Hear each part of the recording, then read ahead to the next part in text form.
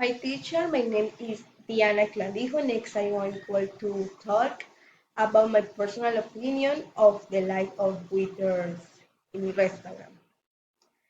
Okay, after I have read the article about this, I would like to say that I consider tipping to be necessary and important. One of the best ways to obtain a good service is also to tip that worker as recognition for the good work. Restaurant workers must be a quality and real time. They to have families to feed. Okay, I believe that your should be allowed that fundamental supports waiters in restaurant. Okay, teacher, thank you. Bye.